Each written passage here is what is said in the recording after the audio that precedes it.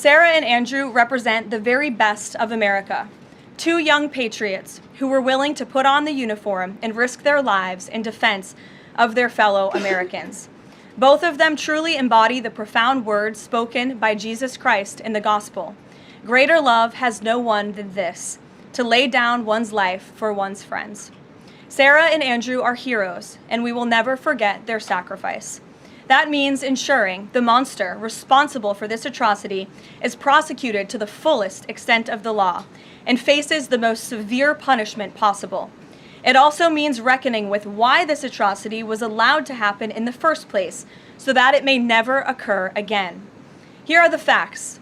The terrorist who gunned down American soldiers blocks away from the White House in an ambush was an Afghan national who was flown into our country by Joe Biden's administration in September 2021 in the chaotic wake of their botched withdrawal from Afghanistan, one of the most embarrassing moments in the history of our great country. Joe Biden's historic failure in Afghanistan continues to haunt this country and our men and women in uniform. Not only did this surrender lead to a suicide bombing that killed 13 American heroes in Kabul, but now National Guard troops were shot on U.S. soil by the same kind of enemy. We continue to live with the deadly consequences of Joe Biden's horrific leadership. Nearly 100,000 Afghans were recklessly released into the United States with little to no vetting. There was no regard for the disorder and violence that this would unleash on American communities and American culture. Reportedly, thousands of these strangers and unknown individuals were flagged to the Biden administration for national security, public safety, and fraud concerns. But the terrifying truth is that the Afghanistan debacle is just a small part of Democrats' complete and total betrayal of the American people during the Biden years. The tragedy that we just witnessed the day before Thanksgiving is a reminder that untold thousands of terrorists, gang members, and criminals were invited into our country and remain here to this very day. The border is now secure, thanks to President Trump, but the threat in our interior remains real and urgent. These public safety threats are already inside our land, and President Trump was elected on a promise to find and remove them, and he has already taken significant steps and made significant progress towards fulfilling this promise. But there is more work to be done because President Trump believes that he has a sacred obligation to reverse the calamity of mass, unchecked migration into our country. As a result, the Trump administration is now actively re-examining all of the Afghans imported into the country by Joe Biden. Any individual who threatens our national security or our citizenry will be subject to removal. President Trump has already permanently paused migration of foreign nationals from third world countries that pose a very high risk to the United States. For too long, past American presidents supported self-destructive immigration policies that allowed foreigners who outright hate our country and have no interest in assimilating into our culture. They've allowed these individuals to flood peaceful American communities.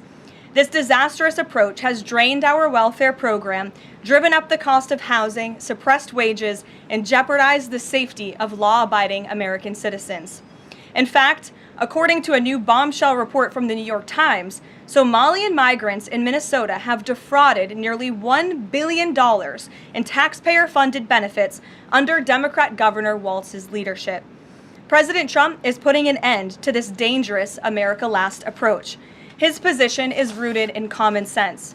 In the wake of last week's atrocity, it is more important than ever to finish carrying out the president's mass deportation operation.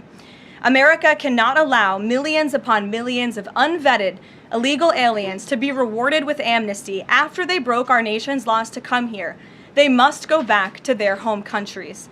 It is also essential to immediately address the massive fraud and corruption that has been going on for decades in other aspects of our immigration system, most notably when it comes to asylum claims. Millions of people who have come here under false pretenses are told blatant lies now enjoy temporary legal status. President Trump is ending this scam as well, and I would point out that the Democrats have tried to block this administration from doing so at every turn with lawsuit after lawsuit.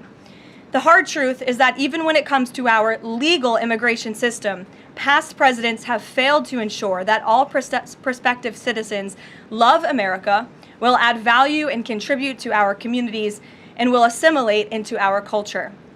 Leaders have a duty to defend and advance the interests of their own people, not foreign nationals. Leaders also have a duty to preserve the integrity and character of our nation's national identity. That is why President Trump is more committed than ever to fully restoring American sovereignty by keeping our borders secure, removing all illegal alien invaders, and rebuilding a legal immigration system that makes sense and benefits our country. President Trump has no higher responsibility than to defend our homeland and our people, and he will never waver in doing so. With that, I will open it up to questions, and we'll lead today with Isabel Brown, who is in our new media seat. She's a very popular face on television these days. She's built a great with Isabel Brown, who is in our new media seat. She's a very popular face on television these days. She's built a great independent media podcast and platform with the Daily Wire, and I appreciate your being here, Isabel. Thank you for being Karoline. here. Appreciate it and appreciate the briefing. Many Americans, in light of these recent events that you just mentioned, are starting to say that we are being invaded as a country, culturally and logistically, when it comes to immigration. And we know that immigration without assimilation is indeed invasion. So given the recent remarks from Vice President Vance on a college campus about dramatically reducing legal immigration to address some of this crisis, and President Trump's Truth Social post last week about individuals who may be non-compatible with Western civilization, are there any conversations happening or plans being made behind the scenes for the administration to implement at least a temporary immigration moratorium, for example, in light of what the American people might be calling for?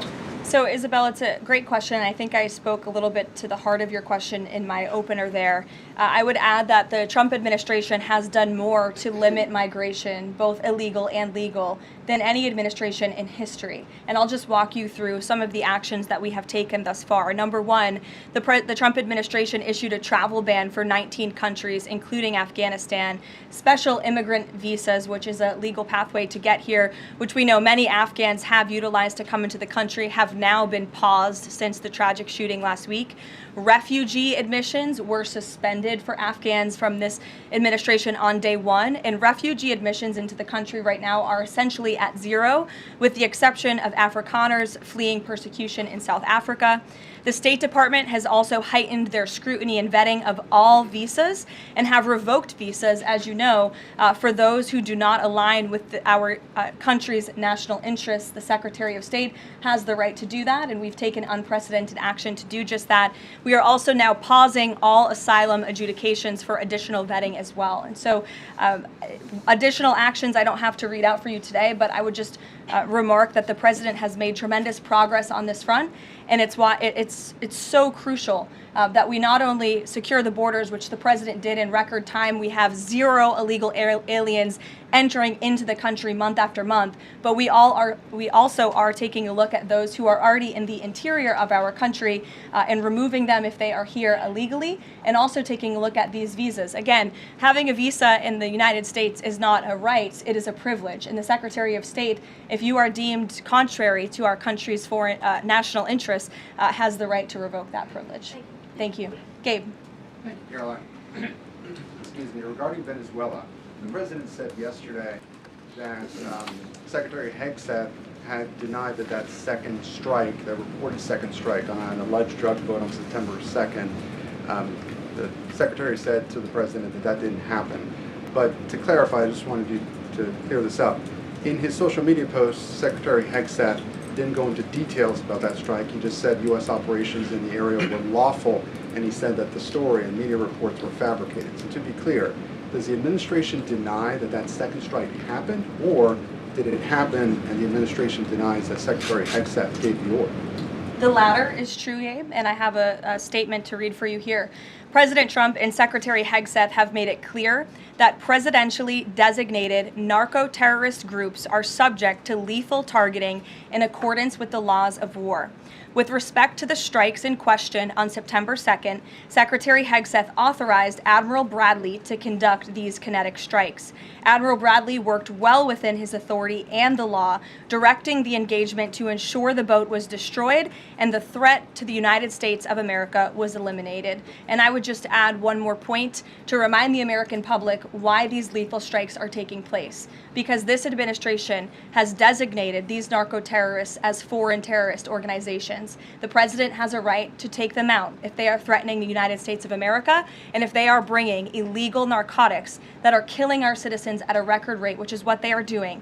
And under the previous administration, there was enough fentanyl trafficked into our country to kill every American man, woman, and child many times over. And so that's why you've seen a drastic difference in this administration's policy with respect to the last, and it's one of the many reasons the American public reelected this president and support this Secretary of War in conducting these strikes. So to be clear, to clarify, Admiral Bradley was the one who gave that order for a second strike. And he was Okay. well within his authority And, to do so. And a separate question, the president several days ago said it was his intention to pardon the former president of Honduras, who was a convicted drug trafficker. And yesterday on Air Force One, the president said that if someone sells drugs in that country, that doesn't mean you arrest the president and put him in jail for the rest of his life. How is that different than what the administration is accusing Venezuela's Nicolas Maduro of? You're cherry picking the president's statement a little bit yesterday, as he also said yesterday the people of Honduras have highlighted to him how the former president Hernandez was set up. This was a clear Biden over prosecution. He was the president of this country. He was in the opposition party. He was opposed to the values of the previous administration, and they charged him because he was president of Honduras. There were some other egregious facts that came out during this trial, and I would encourage you to report on them. His court-appointed lawyer was only given 3 weeks to prepare for trial. He shared that his conviction was lawfare by the leftist party, who, quote, struck a deal with the Biden-Harris administration. Hernandez has highlighted there was virtually no independent evidence presented, and many of his conviction was based on testimony from many admitted criminals who hoped that cooperating would reduce their own penalties. So the president heard the concerns from many people, as he does, and he's, of course, within his constitutional authority to sign clemency for whomever he deems worthy of that. Jackie. Thank you, Karoline. Following up on Gabe's question, you said that the follow-up strike was lawful. What law is it that allows no survivors? The strike conducted on September 2nd was conducted in self-defense to protect Americans in vital United States interests. The strike was conducted in international waters and in accordance with the law of armed conflict. And then on this pardon for the Honduran president, does it at all undercut the administration's messaging while you have these congressional Republicans defending the strikes on the narco-terrorists and then a pardon for a convicted drug trafficker? Does that make it more difficult for your members to defend your administration's policy? I don't think so, Jackie. I think that President Trump has been quite clear in his defense of the United States homeland to stop these illegal narcotics from coming to our borders, whether that's by land or by sea. And he's also made it quite clear that he wants to correct the wrongs of the weaponized Justice Department under the previous administration. And Ouija, I'll call on you because I think we're wearing matching blazers today. I was going to Great compliment minds. yours. Thank you, Karoline. Sure. So just to be clear, to clarify on Jackie and Gabe, did Admiral Bradley order that second strike because there were still survivors after the initial strike? Again, as I read for you, Admiral Bradley worked well within his authority in the law. He directed the engagement to ensure the boat was destroyed and the threat of narco-terrorists to the United States was completely eliminated. So was the initial order from Secretary Hegseth, everyone be killed, and did that come from President Trump? I saw that quoted in a Washington Post story. I would reject that the Secretary of War ever said that. However, the president has made it quite clear that if narco-terrorists, again, are trafficking illegal drugs towards the United States, he has the authority to kill them. And that's what this administration is doing. And can I Danny? follow up on the MRI? Because President Trump Sure. yesterday said that he would release the results of his MRI. Is that happening right now? It is happening right now. As part of, and this is a summary from the president's physician, and we will release it right now. I think my team has it teed up for all of you. I'll read it for you, and then you'll get it physically as well. As part of President Trump's comprehensive executive physical, advanced imaging was performed because men in his age group benefit from a thorough evaluation of cardiovascular and abdominal health. The purpose of this imaging is preventative, to identify any issues early, confirm overall health, and ensure the president maintains long-term vitality and function. President Trump's cardiovascular imaging was perfectly normal. No evidence of arterial narrowing impairing blood flow or abnormalities in the heart or major vessels. The heart chambers are normal in size, the vessel walls appear smooth and healthy, and there are no signs of inflammation or clotting. Overall, his cardiovascular system shows excellent health. His abdominal imaging is also perfectly normal. All major organs appear very healthy and well perfused.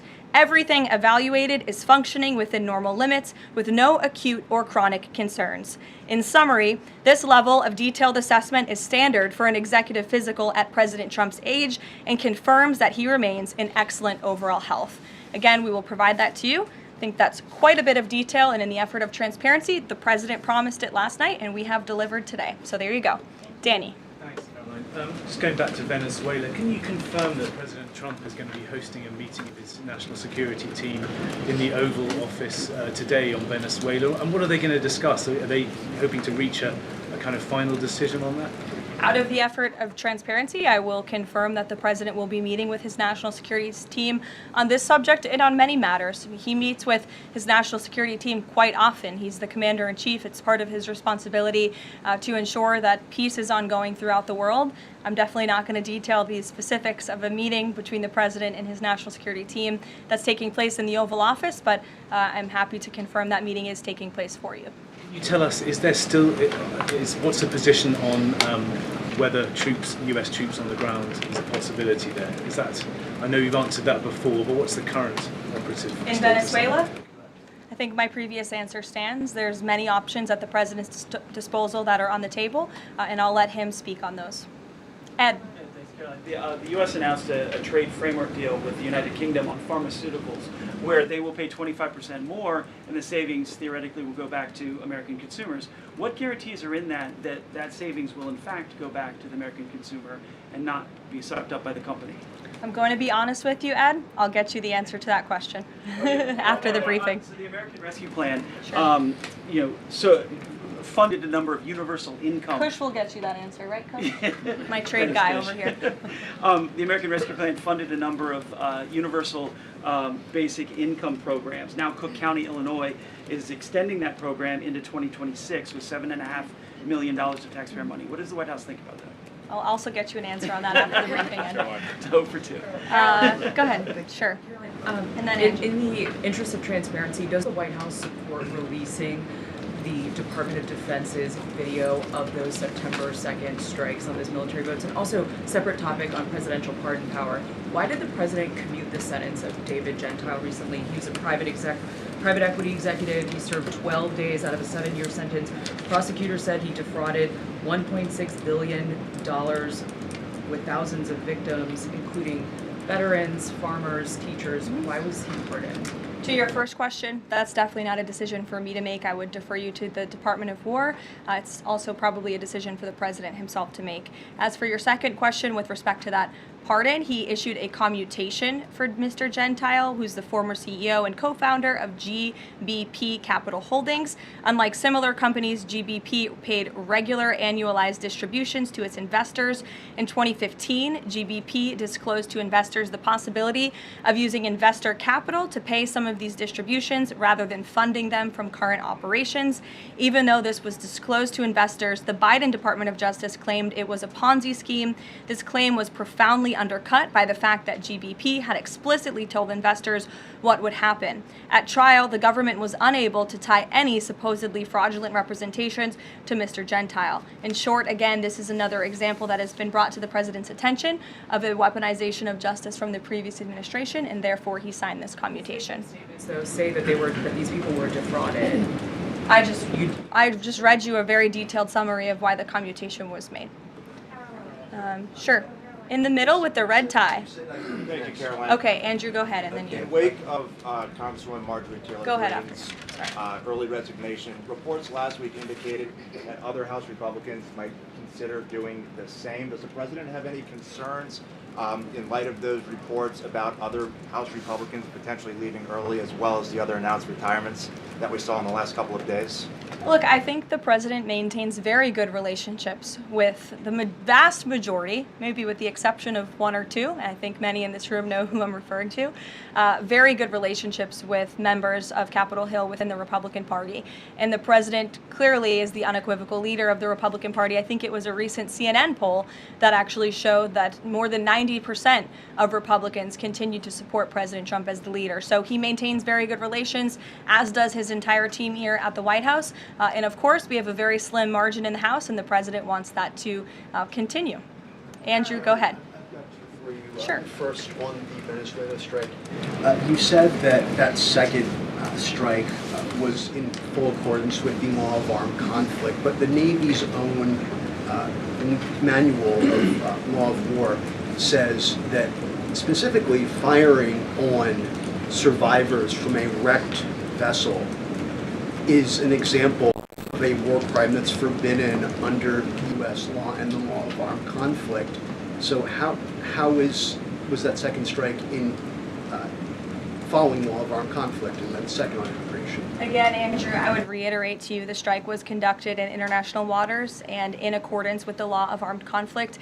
And since somebody asked about Congress, and it's sort of related to Venezuela, I also want to add that Secretary Hegseth spoke with members of Congress who may have expressed some concerns over the weekend. And there have also been 13 bipartisan briefings to Congress on the Venezuelan strikes. There have been a number of document reviews for members of Congress to review the classified DOJ Office of Legal Counsel opinion and other related documents. 29 senators and 92 representatives have reviewed those documents, which is about 2/3 of those are Democrat members, and they have been made available to all 100 senators, all 435 members of the House, and to general counsels of the relevant committees on a bipartisan basis for their review. On immigration, during your topper you said, and I quote, "Leaders also have a duty to preserve the integrity and character of our nation's national identity."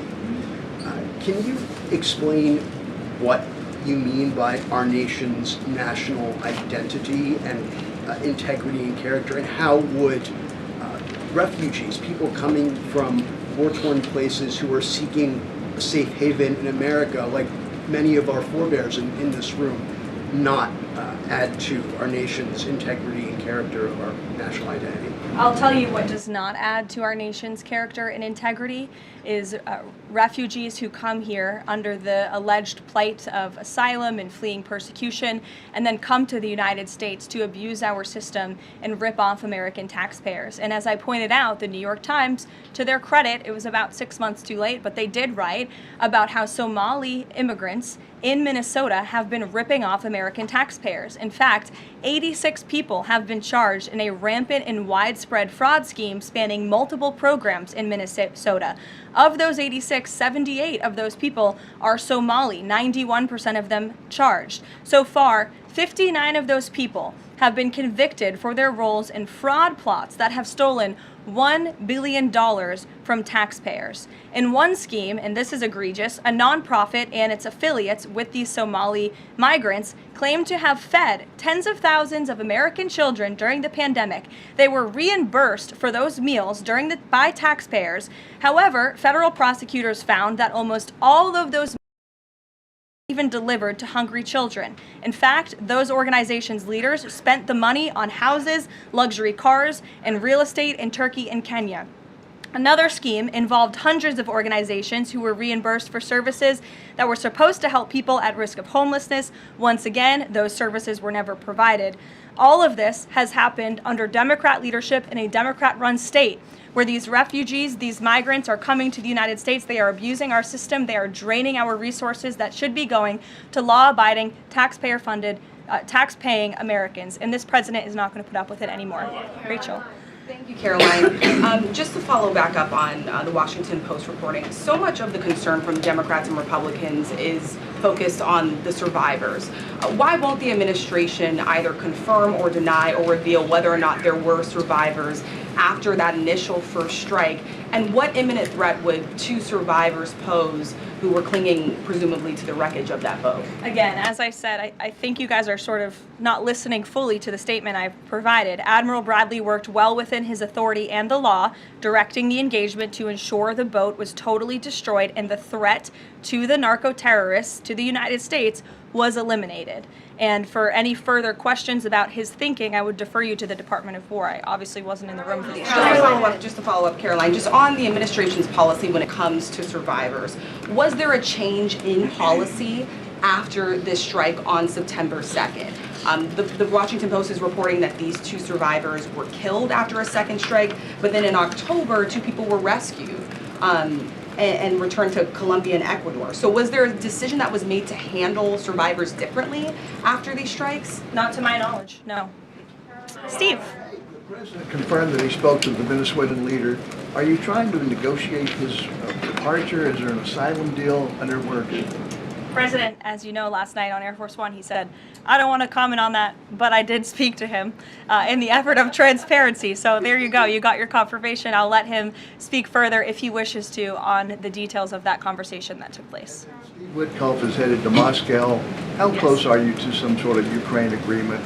I think the administration feels very optimistic. Obviously, you've seen, Steve, that the president's entire team, including Special Envoy Witkoff and Secretary Rubio and the Vice President and the President himself, Secretary Hegseth as well, have been working so hard on this effort, and they all really want to see this war come to an end. And so just yesterday, Sunday, I believe that was yesterday, they had very good talks with the Ukrainians in Florida, and now, of course, Special Envoy Witkoff is on his way to Russia. This is sort of the shuttle diplomacy that you've seen from this administration play out, where we speak equally with both sides. We've put points on paper. Those points have been very much refined, but as for the details, I will let the negotiators negotiate, but we do feel quite good, and we're hopeful that this war can finally come to an end.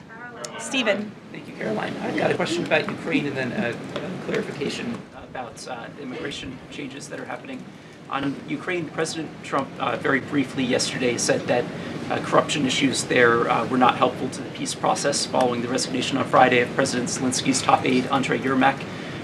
We were told from your podium in the prior administration that, quote, there is no indication that there's been any kind of widespread corruption involving U.S. resources in Ukraine.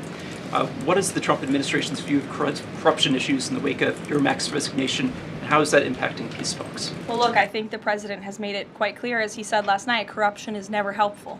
And he does not want to see American tax dollars taken advantage of, which is why he has stopped the endless checks that were being written by the previous administration to fund this war.